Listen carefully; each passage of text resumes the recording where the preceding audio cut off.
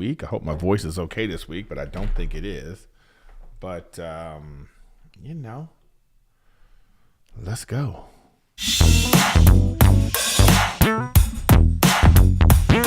Ladies and gentlemen, welcome to your favorite podcast. Riffin with Griffin, yeah. Whoa, whoa, yeah, yeah. Riffin with Griffin, yeah. Riffin with Griffin, yeah. Whoa, whoa, Riffin, yeah, yeah. All right, voice a little better today. Welcome back, Riffin with Griffin.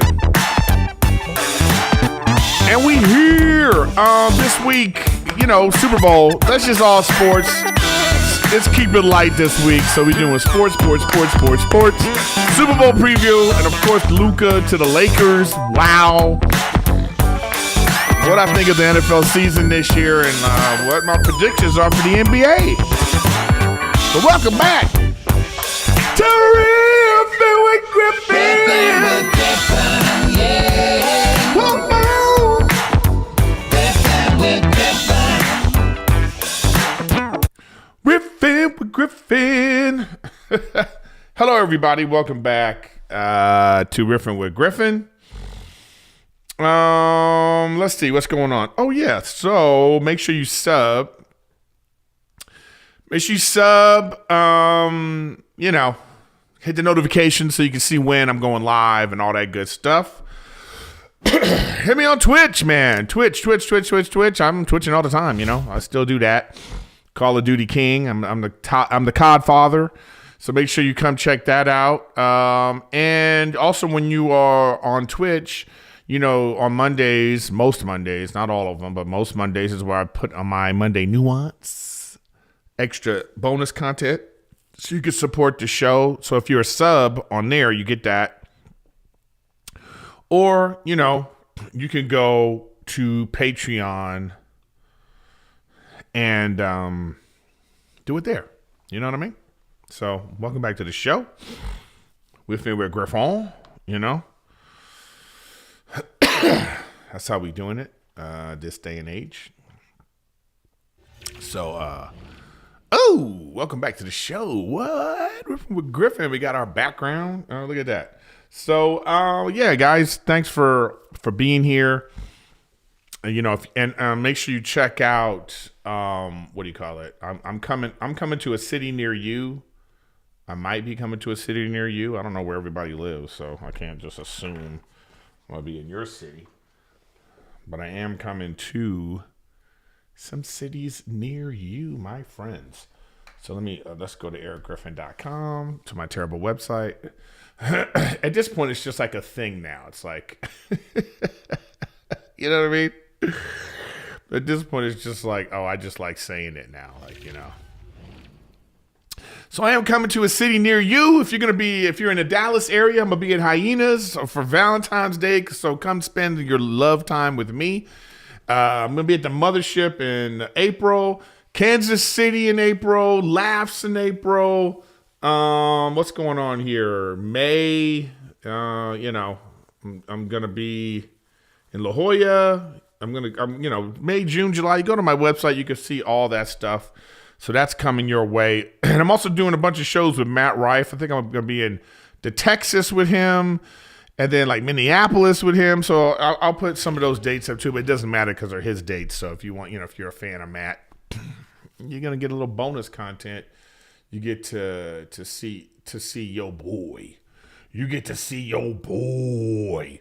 So make sure you come check that out. So, that's extra Riffin with Griffin going on there. I mean, extra Erik Griffin if you want to see me do stand-up, which I still love to do. So I was feeling a little something about doing stand-up for a little while. I don't know, because I guess you get into a rut just with everything that was going on. But, we're here. It is what it is. All right, let's see here. What's going on? Yeah, that's something that we need to discuss.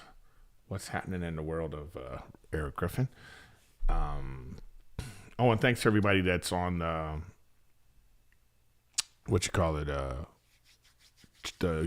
on YouTube. Thanks for being here live on Wednesdays. Just catching me randomly when I go on. I appreciate that. And everybody that's catching up later. Thanks for being YouTube followers. I do this live. But, don't worry, guys. I'm working on my studio. It's still like the guys come in this week to like make sure we get the measurements and everything right. And I got to clean everything out, because when you move into a house, it's such like, I think it takes you a year to move in, maybe longer, because you just got boxes everywhere. You got we still haven't properly moved in. So it was Wolf's birthday. So we had this one of those like foyer rooms. So like the front door that you move to the right, there's like this little room that when you go to the model home, they're like, oh, this is a good office. You know what I mean? And you're like, I don't want this to be an office. But then I went to my buddy's house, and he has kids too. And then that room to the right, he made it into like a playroom. And I was like, oh, that's a good idea. So we had a bunch of stuff in there, like our mail and boxes and stuff. So I had to take all of that stuff out, put it into the podcast area, moved all the stuff that goes into my office. I moved it into here, and then we made that into like a nice little playroom. It looks great. One of these days, maybe next episode, I'll give you guys a tour. Because I can hook my phone up to this stream, and then I could walk you around the Griff Manor, I like to call it. But yeah, it seems like you're just moving in forever, man. But things are good. So again, once I get that studio going, then I'm gonna try to have more guests. But I'm thinking zooming people in. It's just gonna look more, professional, I guess, or whatever it is, however you call it. But we're doing that. So what's going on this week, man? Big stuff in sports this week, But actually, before we even get to that, let's check and see what people had to say about Riffin with Griffin. Let's see. Wow, somebody commented on an old episode, episode 22 with Billy Gardell.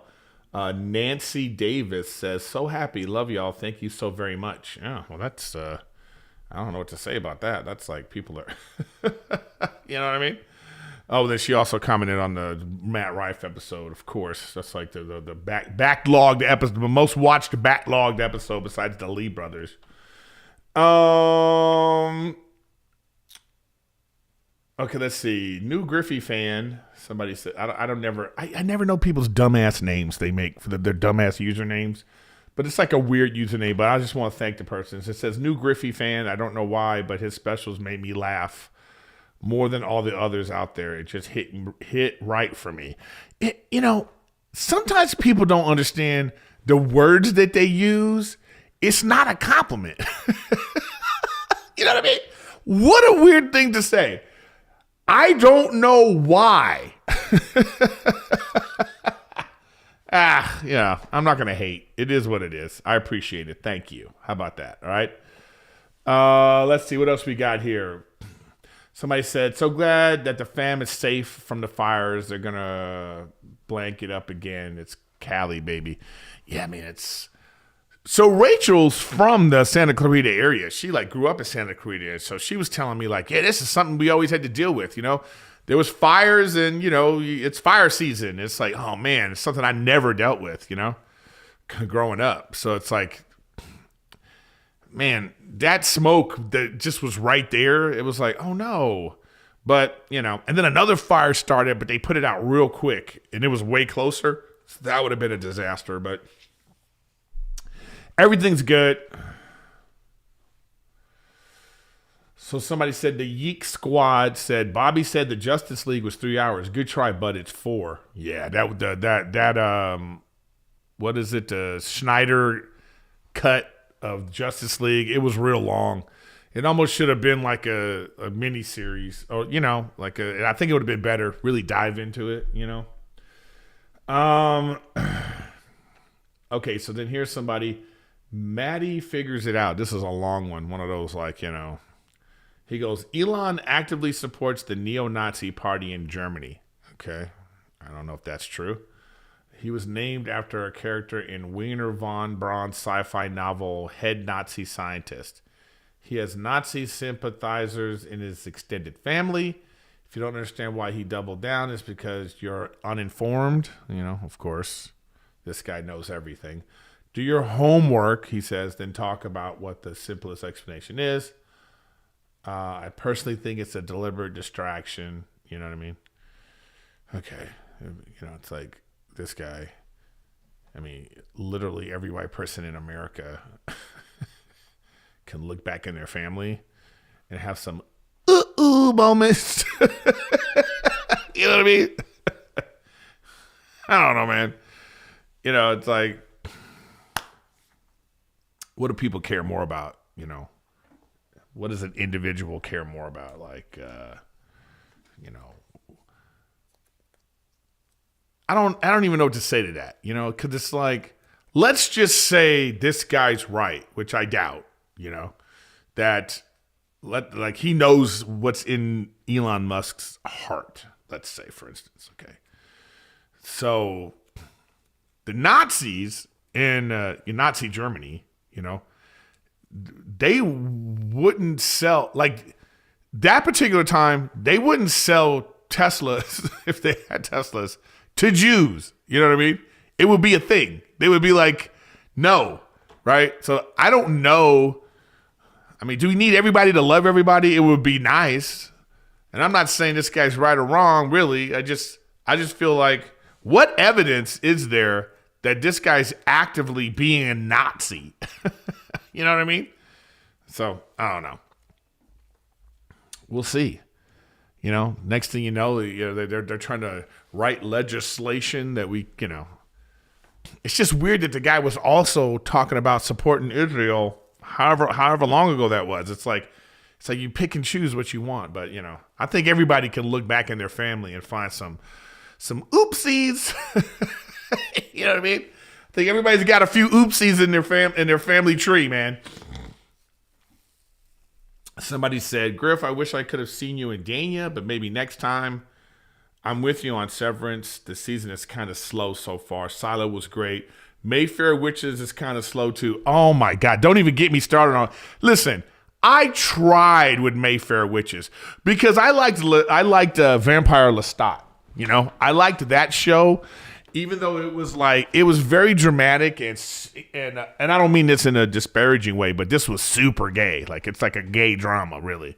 But that's what Anne Rice's novels were, I think, satire or whatever. I liked Vampire Lestat. Then I said, ooh, I like this kind of stuff. So I tried Mayfair Witches. Oh, just like slow and melodramatic. Didn't like it. Did not like Mayfair Witches. Yeah, like this guy said, kind of slow and it's annoying how scene to scene it feels like disconnected or something. Yeah, totally agree with you. Like, you try to feel like, what is that show about? Like, I don't know.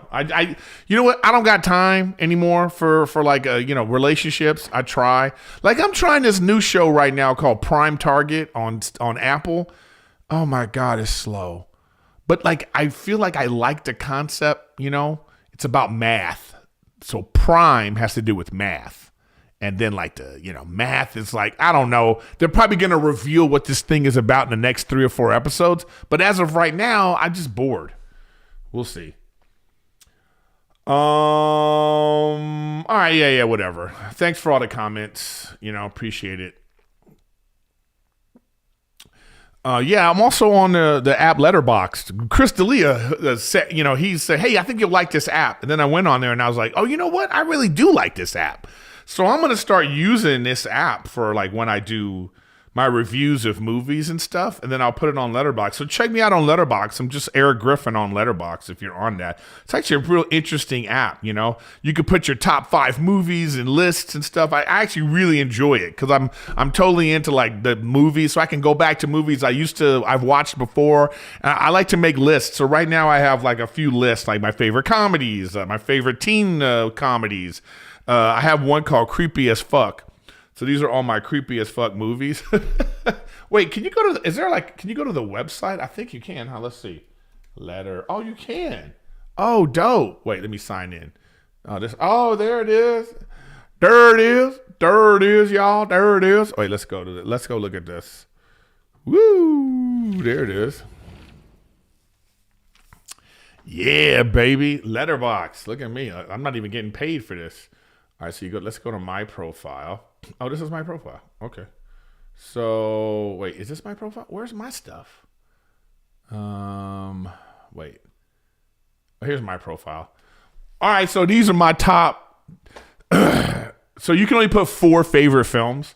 So I have The Godfather, which I love The Godfather. I'm old like that, you know. If you're over 40 and people say, what's the best movie ever? You say The Godfather. But it is. It's a great movie. School of Rock. I love School of Rock, okay? School of Rock is a perfect movie. It is just a perfect movie. Jack Black is at his best. And he's just Jack Black in it too. I love that. I can watch that movie over and over and over again. Okay. 10 Things I Hate About You. Love it. That's my favorite movie of the genre. And Matrix. If I had to pick 4, I picked The Matrix. You know what? And then, so I have my different lists. Okay. So this is one of my lists. Terrible movies Chris D'Elia has recommended. Okay, let's go to it. This one is so bad. This serial killer movie, like, it's just the slowest. And then The Lamb. Like, I just can't. Okay? Ugh. So that's like 2 of my lists. And then I have, this is my creepy as fuck list. These are just creepy movies. So good. The remake of Speak No Evil, James McAvoy, man, the dude's great. He's a really great actor, man. I mean, his performance in that is just the title of this list, creepy as fuck. So he did great with that. And then Old Boy, if you haven't seen Old Boy, just a creepy revenge movie, Korean. Border, I don't know if you guys have seen Border. Oh my God. And then I talked about this movie, Titan. This creepy movie, man. And of course, 7 is just one of the creepiest movies ever. Love it. So anyways, check me out on Letterboxd, man. You know what? I should put this. I should put my profile. Yeah, I should put my profile. I'll put my profile in the description of this episode. So if you guys want to watch, if you want to go to my my thing, you know, I'm just put it down here with all my other things. There we go. All right, so it's in there. Oh, sorry guys, you guys are not supposed to see that. There's all the people. Yeah, look at that. Anyways, let's get back to it. What are we doing? All right, there we go. All right, yeah. So, all right, let's get into the episode. Yeah, people keep talking about Wild Robot. It seems like one of those, like, I don't know. I'll take movie recommendations. Go hit me up on Letterboxd. All right, so before we get into the Super Bowl, let's get into this news about biggest trade. This is probably the biggest trade in sports history. I don't know if it's the biggest trade in sports history. Like, if you think about huge impactful trades, I think the Herschel Walker trade that Dallas made, I think that was one of a really, I mean, I think that led to them winning 3 Super Bowls in 4 years because they traded Herschel Walker for, like, 15 players and picks and stuff like that. So I don't know if that, this fucking mic arm, man. Hello? Okay, there we go. So that was a big trade. I think the Kobe trade to the Lakers for Vlade, that was a steal, felt like. I don't know. That was a big trade. The Shaq trade to Miami, or even the Shaq trade to Orlando. Actually, Orlando to the Lakers. That was huge. Chris Webber got traded a few times. That was huge. I think Paul Gasol to the Lakers was huge. But this one, man. So Dallas Mavericks trade 25-year-old Luka Doncic to the Lakers for Anthony Davis, who is 32 or something like that. And Luka Doncic is 25, like Anthony Davis 32. And like some picks and a side piece player. So it's basically Luka for AD.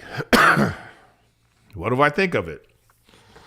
Initially, I was like, wow, because you don't normally see this type of trade. Normally, a superstar doesn't get traded for a superstar. I mean, it's rare that you can you even remember when they've done something like that? Even in any sport, usually it's one team sending over a superstar and then the other team getting like a first round pick and like, it's rarely like swap for swap, like, top 15 players, especially when there's a top 5 player involved, So I don't know. This was like, yeah. So what's my thoughts? Okay, so initially, you're kind of shocked by it. You're like, wow, that's crazy, How does LeBron play into this, But I think that it says a lot about Luka, actually, I think it says something about, so from all reports, people inside Dallas were having issues with him, okay? They were having issues with his conditioning. They were having issues with his work ethic, okay? So this is like a bigger problem. It's nuanced, okay? So I'm going to talk about all of it. Let's talk about the overall nuance of it. I think the NBA is in a bad place. But I do think that NBA athletes are some of the best athletes in the world. And the game itself used to showcase that. It's the high flying dunks. It's the fast breaks. The running. I mean, they run miles in a game. They're just running. They're banging each other. You're setting picks and all that rough play has been replaced by people standing around shooting threes. And so I think that like that type of play style negates the athleticism. So therefore, you can have a 40-year-old be one of the best players in the league because he don't really have to play defense, and then nobody's playing defense. They're just standing around. So anyways, cut to this European player, Luka comes into the league with this like tremendous offensive skills and to the point where his offensive skills are better than most, right? But that's just an individual skill. What has it done? I don't know if it's, they got to in the last like 4 years, they've done pretty good, right? They got to the finals. I think they got to the Western Finals, I believe, 3 times, and then the finals once. I think Kyrie Irving coming over had a lot to do with that too. And then they made some good moves with some complementary pieces around him. But like in the two series, the Western Finals that they lost and in the finals that they lost, it was the same thing. It was this guy complaining to the refs, not playing any defense. It's really about his effort. He just doesn't give any effort on the other end. And when you think you're so good on the other end, you're like, listen, I'm scoring 35 a game. Like, rest of y'all step up. I don't know if that really works. I don't know if that's a good inside the locker room vibe, right? So he felt, disrespectful. There's like that great video of like I don't know if it's the GM taking a beer out of his hand. Like he's apparently right now too, he's like 270 pounds. He's 40 pounds overweight. Oh my God. You know what I mean? So it's like, I don't know, you're a professional athlete. And then there's so much money being thrown at these players, right? So much money being thrown at these players that what's the incentive? So it really is about a person's character at this point, okay? Like, what is LeBron James's incentive at this point to take care of his body the way he does at 40? So he's decided, I don't want to quit yet. I want to keep playing. But he's not like just kind of slacking off. He's like, nah, I'm going to spend millions of dollars on trainers and hyperbolic chambers. And, he's probably got a cryo chamber. He probably sleeps in a thing. He probably only eats chicken during the week. Like he's really committed. It's a work ethic and an effort that LeBron James is putting into himself and the sport that we can appreciate. We can look at that and be like, well, damn, if LeBron can do it, everybody can do it, right? Like, take care of yourself, man. I think it rubbed off on Anthony Davis, and that's why last year and this year, I think he raised his level of conditioning, and I think that's why his body is not letting him down like it was for so long, right? Who knows? Maybe. So, I think effort is important, okay? And I think we can all see effort and mentality, A lot of sports talk shows, they're always talking about Kobe Bryant, the Mamba mentality, but you saw it. I mean, even as a fan, you could see and appreciate it. You're like, oh, this guy plays every game. Oh, this guy, I don't know what just happened here. We just crashed, y'all.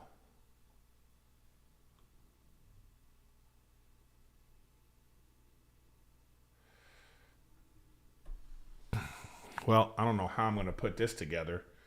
Okay, it looks like we're back. Software crashed, y'all. Oh, that was crazy. The audio is going to sound, I might have to figure out how to fix the audio with that. But I think we're back. I think it just, I don't know. The whole thing crashed. That's never happened before. With all my issues, the software has never crashed like that. That was really weird. But anyways, thanks for sticking around. But what am I saying? Yes, I know Anthony Davis is hurt. Everybody gets hurt. Even LeBron James gets hurt. He's been hurt for the past 4 years. There's like he misses stretches of games. But I'm talking about the kind of injuries that keep people out for like months and months. I mean, it's professional sports. They're going to get hurt. But what I'm saying is like there's a certain work ethic that you could tell a person is really, putting in. And I just don't think that Luka Doncic puts that effort in. And you could see it as a fan. Just a casual fan, you could be like, oh, man, yeah, your guy. Like when he's off the ball, his guy is always cutting to the basket and scoring. It's that kind of stuff. So anyways, I feel like within the locker room and in the front office, there's something going on because why would you trade a player like that, okay? That's the nuance of it when I'm talking about the overall league and what's happening. Is the audio being weird? Uh-oh. Hello. Testing. Are you guys getting this good? Oh, my God. I don't know, guys. I don't know what happened, Is it working out now? Is it working out? Okay, good. All right. This is what happens when you do shit live. Stuff happens. Okay. All right. So then what am I talking about? Oh, yeah, I'm talking about the overall league. Okay. So then I think that the style of play lends itself to someone like that thinking I don't got to do anything on the defensive end because I got it. I'm doing all so I think there's a point where you can look at that and be like, well, this isn't enough to get us over the hump, baby. And I think that his like attitude within the thing, and it's so much money. And you can look at other examples in the league right now of superstar players. We're talking about top 7 players, but before they got their huge contract, they were top 7 players. So now we can look at like Kawhi Leonard. So now we can look back at the Kawhi Leonard situation and whatever was going on in San Antonio was not willing to work it out. So it didn't work out and they sent him to Toronto. And I believe that Toronto got lucky. Like things fell into place for him because that's when they really started that load management. And I think it's because he had like a degenerative knee disease or something. There was some kind of thing they described as and that doesn't heal. So they just tried and like even in the playoffs and towards the finals, he was really slowing down. But they had him in. He did enough. They won a championship. Okay, the other Golden State, Durant was out. Klay Thompson hurt. In that series. You know what I mean? So it's like, I think it's like a weird, he goes to the Clippers, right? And the Clippers keep paying him money. And the Clippers keep moving things around. Remember when they got Paul George and they did all these things to like, and it just never worked out. So I think another franchise like Dallas is looking at this like, okay. And then the biggest one right now is Zion Williamson. So Zion is always having issues with his weight and his work ethic and his like, conditioning and they paid him like so much money. So Dallas is sitting here like, well, do we want to pay this guy? Because he's the kind of player that's going to get the max, and the max was like $350 over 5-6 years, something like that, right? So you're this organization, you already having an issue with this person. Do you want to pay this person more than $250 million? You know what I'm saying? You know what I mean? Like $350 million. You're invested in this guy now for this amount of time, and he's already acting like this. I'm just speculating, okay? And I think they just made a choice. I think we haven't won, so let's make a move. I don't know if it was the best move. I mean, like, I don't like. We'll see. It's very like nuanced because they sent him over. Now, maybe this is going to be an insult to him because I would feel insulted. If I was Luka, I would be furious. Okay, reports are he just bought like a $15 million house in Dallas. He wants to be in Dallas. He said, "This is my home," and then they trade him overnight. Oh my God, I couldn't even imagine. Like, imagine what do you do with this $15 million house? You're like, okay, okay. And they're saying, we don't think you're good enough. And two, they cost him the Supermax deal. Because he was traded, he now loses out on this particular contract of $116 million, something like that. What? Now, he can internalize that and be like, oh, okay, you want to be like that? And then he could now say he could come back in shape. You know, you cut to the Rocky montage. You know what I mean? Rising up out on the street. You know what I mean? Whatever he wants to do to like get himself together, it could happen. You know, and the next thing you know, we'll be like, see, Dallas, you made a mistake. But the thing is, that's revisionist history because he may have never done that for Dallas because he didn't have to. Whatever was going on with the Dallas ownership and front office, they couldn't get out of him what they wanted.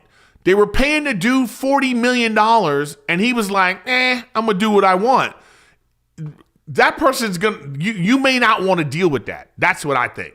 I think it's like, yeah, you're great, but like, we're paying you $40 million. Get on a diet, bitch. That's their attitude, all right? And he was like, so now you're going to pay him 70? You think that if you pay somebody $30 million more, now they're going to be like, oh, okay, now I'm going to do what you want? I don't think so. So I think there was like a feeling of like, but in my opinion, if you're the Dallas fan and you're in Dallas, you're like, hey, figure it out. Like you're the owner. You might want to call this guy in and be like, yo, hey, man, you know I pay you $40 million. You know what I mean? I don't know. Oh, somebody else made a point. And then he went from Dallas with no state income tax to California with 13%. So, yeah, it's a lot of like, but he might still be a Dallas resident, though. Who knows? But still, it's crazy, right? You know, with the taxes. You know, but I mean, when you make that kind of money, oh no, you're not making 50, you're making 30. It's like, oh, how is he going to survive? He'll be fine.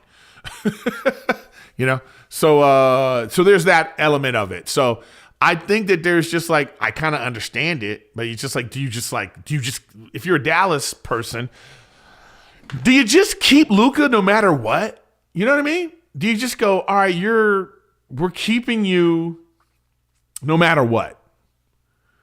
It's like, no, I don't think so. You know what I mean? I think it's like, nah, man, I think, I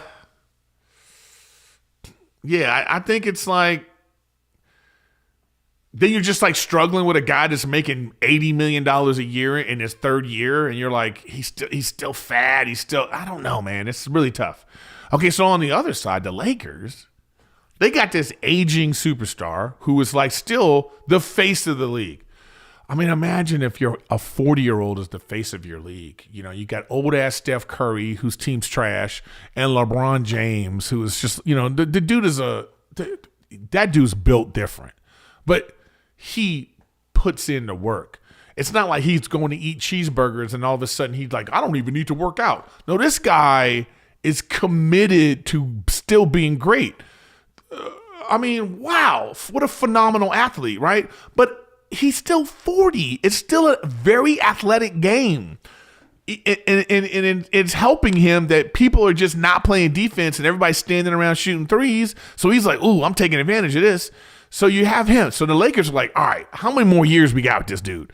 So they made this kind of backdoor deal in the middle of the night, you know, and then here's Luka now at the Lakers, the premier franchise of the league. And you're just like, wow, they did it again, right?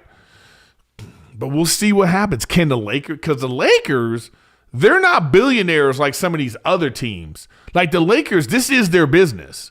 Like that, the Lakers people who, you know, the Bus family, this is their business. So they are like, nah, we got to sell tickets, we got to sell jerseys, we got to, you know what I mean? So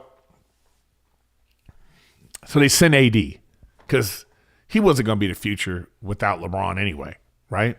But I do like Kyrie Irving and AD. I do like that.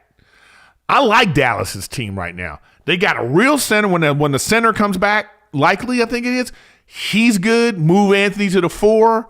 They got a good team. They got good defense. Kyrie Irving's still a phenomenal scorer. They got a great 2-guard.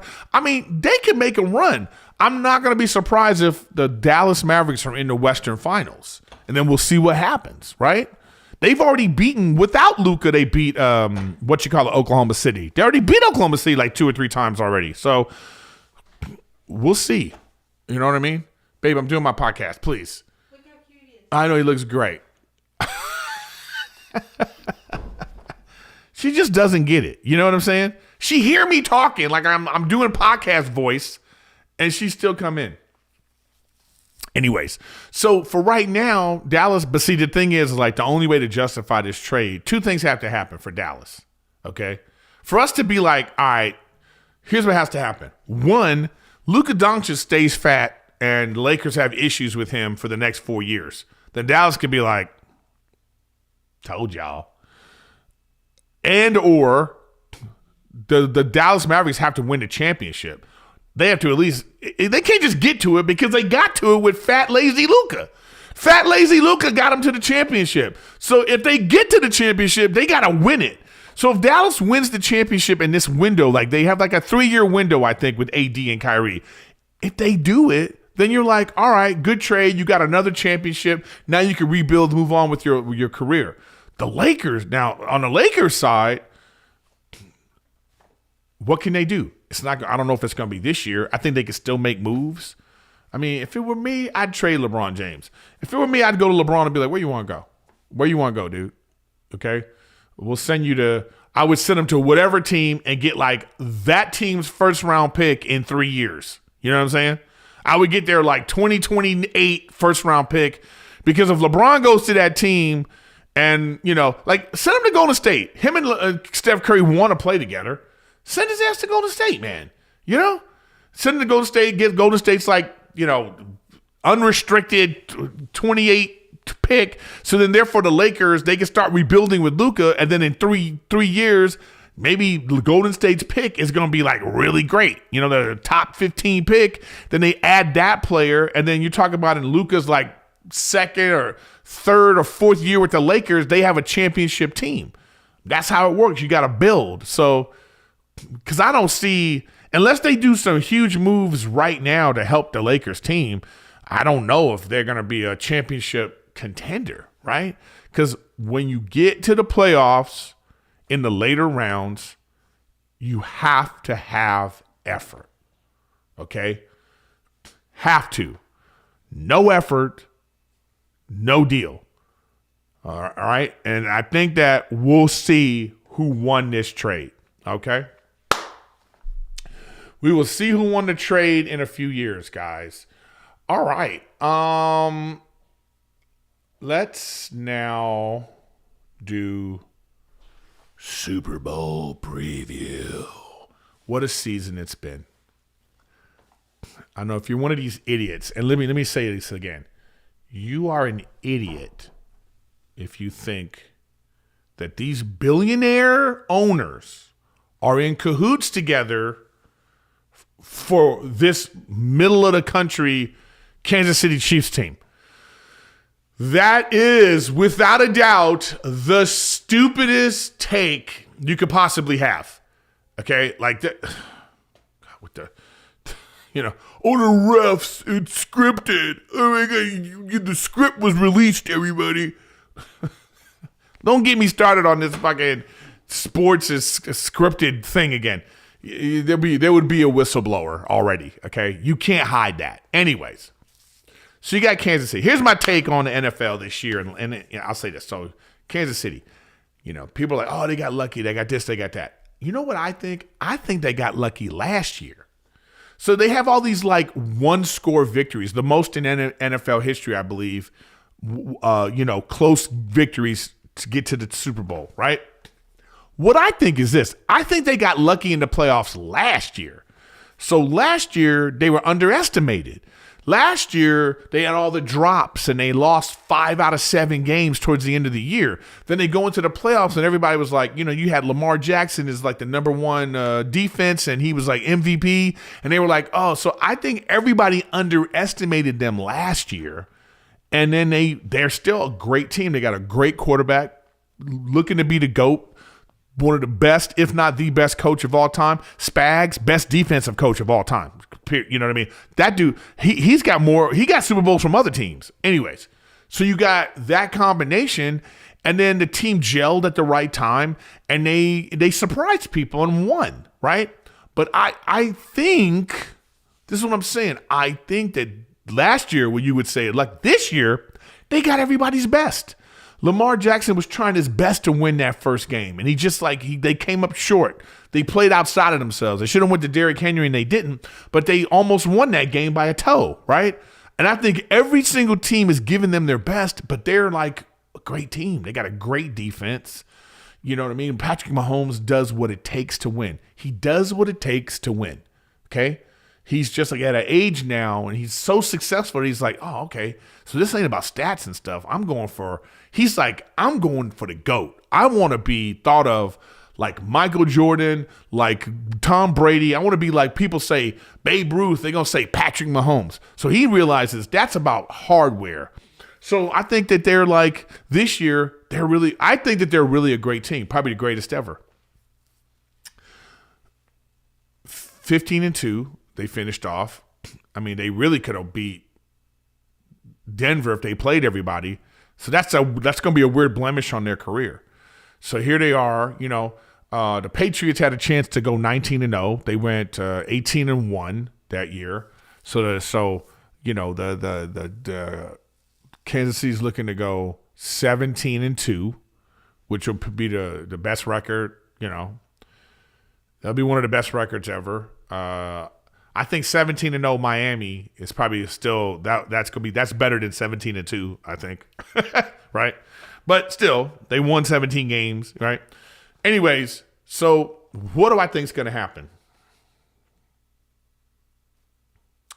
Now, I don't know, man. I mean, I'm with you on Belichick. I think Belichick's a great defensive coach. He has 2 championships as a defensive coach before he even got to the Patriots. But I just think overall, I mean, I think Spags as a defensive coordinator, I got to see how many championships he has because I know he has Super Bowls from when he was on another team.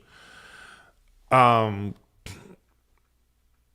I get it. I mean, you want to watch. I think people love Kansas City and they also hate them now. That's what happens. You become the villain, right?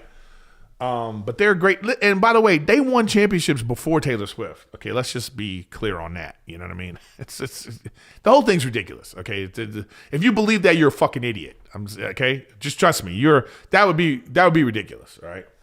And if it's true, that's a terrible thing for society. Okay, but it's not true. It's not. All right. It's just they're just great. They do they get some calls? Every team gets some calls. What do you do after those calls? People always forget those things. They always forget like what happened after the calls or before the calls. You know what I mean? Like even that one in that game where they're like, oh, the ball hit the ground and blah, blah. It's like it was holding. KC would have kept the ball. Who knows what would have happened? Was it, the Buffalo Bills fumbled the ball 5 times. They got lucky to recover all of them. You know what I mean? They would have been a blowout, right? Anyways, let's not even talk about that. Who do I think is going to win? I don't know. I'll be honest with you, because if you look at the Philadelphia Eagles side, I mean, the Philadelphia Eagles are a great team. Great team. They got A.J. Brown and Heisman winner, number 1 receiver too, Devontae Smith. He don't even get enough credit for what he does. Saquon Barkley's balling, best offensive line in the game, and a winner. Jalen Hurts is a winner, man. The guy knows, he's just like Patrick Mahomes in a sense of, I'm going to do what is necessary to win the game. I don't know. I just don't know. This is like a really interesting matchup, I think the coaching goes to KC. If you had to pick who has the better coaches, Kansas City. All right, who got the better quarterback? Kansas City. Okay, who got the better receivers? Eagles. Who got the better running game? Eagles. Who got the better offensive line? Eagles. Who got the better defense? I think it's a wash. I think both defenses are good, but I think that D-line of Eagles is a little bit better, right? If you had to pick between the defenses, it's tough. I mean, Eagles got the number one defense right now, but the fucking Kansas City defense ain't no slouch. So you got that. You know, skill positions. I mean, it's a very even match. I think if Jalen Hurts comes out, like, here's what I think the game plan is going to be. I think the Kansas City Chiefs are going to look over there and be like, all right, we're gonna fill the box. We're gonna blitz. I think the Kansas City is going to come out early. They're going to blitz Jalen Hurts. They're going to try to keep him in the pocket, okay? And then they're going to fill the box to stop Saquon Barkley, to force Jalen Hurts to pass. They're going to be like, we'll lose this game, but we're not going to let Saquon Barkley run for 75-yard runs. I think they're going to try that. I think I'll test them early, see how they respond. Now, on the Eagles side, if the Eagles respond with, they see one-on-one coverage with Devontae or A.J. Brown and the tight end, if Jalen Hurts is like, all right, you're going to make me pass? Let me show you what I could do. If he hits those, it's going to be tough to beat them. It's going to be tough for Kansas City to beat the Eagles if Jalen Hurts get that pass game right. Because once he gets the pass game right, you're talking about lanes just opening up for this like phenomenal running back, Saquon Barkley. So I don't know. It's going to be a tough game for both teams. And on the other side, KC, they just got to do what they do. Their run game is sufficient, okay? But you got Patrick Mahomes. Now you see Patrick Mahomes running, so they're gonna have to watch him. But while they're watching him, you got, two speedsters now on the Hollywood Brown and Worthy. And then they got, what's his name? Number 8, DeAndre Hopkins, who's just like, he that 50-50 ball guy. Oh, my God. And, of course, Travis Kelce, this could be his final game. But he's going to give it his all. Greatest tight end ever. About to pass Jerry West in all the Super Bowl stats. So, what do I want? I don't know, guys. What do you guys want? You tell me. Oof. I think part of me, I want to see the three-peat. I like excellence, But then there's part of me that's like a team that just does it the way the Eagles do it. And Saquon Barkley, they deserve to win it too, right? I don't even know, guys. I don't know. But all right, I'm gonna pick the Chiefs. I think it's gonna be a one-score game. I think it's gonna be one on a field goal. I think it's gonna be like last possession type game. I think whoever has the ball last. I don't even know, actually. I think the Chiefs win by 3. That's my call. Chiefs win by 3. That's my call, guys. It's gonna be something like 27-26 or something like that. I think it's gonna be a really close game. And we'll see. Somebody saying go Eagles. Did I say Jerry West? I meant Jerry Rice. He's about to get all the Jerry. I said Jerry Rice. Fuck you. Jerry Rice, he gonna get all his records. All right, y'all. We had a little snafu in the middle of the episode, but make sure you hit the sub button, guys. Make sure you sub. Hit the sub button so you can know when I'm going live. It's usually on Wednesdays or when I put up stand-up videos. Got some more of those coming. Hit me on Twitch. I'm going to be twitching in a second here. I'm going to go on to Twitch, Give me like 10 minutes and I'll be back going on Twitch. And if you become a sub on Twitch, you get my Monday nuance when I do that, and it also goes up on Patreon. There's a lot of free Patreon members on there right now, but I would appreciate you, support the show. Either way though, support the show. Appreciate you guys coming every week, putting up with all that I put up, and keep looking out for the new studio that's coming. And if you want to see me live, make sure you go to erikgriffin.com and check me out on Letterboxd too.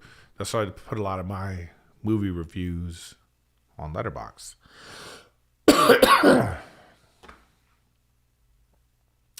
Somebody said, "Do you have a OnlyFans?" No, I don't. I think that's ridiculous. I think paying for OnlyFans is just this. It's one of the dumbest things ever. If you're paying for OnlyFans, you're really are an idiot, unless it's some like really low level chick on there that she lives in Minnesota and you really are talking to her, and that's the reason why you're having this like voyeur experience. But for all the big ones, you're not talking to this girl. You're not. I have a friend that does that. She's the one talking to people and doing all this stuff. Those OnlyFans girls take their pictures and they do all the content and stuff. They hand it off and they never deal with it. So if that's the case, if you're into pornography or whatever it is like that, there's plenty of free shit for that. Like that's a mind fuck. OnlyFans is mind fucking you because you really think like, oh wow, I'm a member of this person's thing and she knows me, guys. She knows me. We're like close. You are not messaging with that girl. She has nothing. She does not care about you. She don't care if you live or die. You are an idiot if you are giving money to some of these chicks. I'm out. Thanks for watching, guys. Thanks for listening. Peace.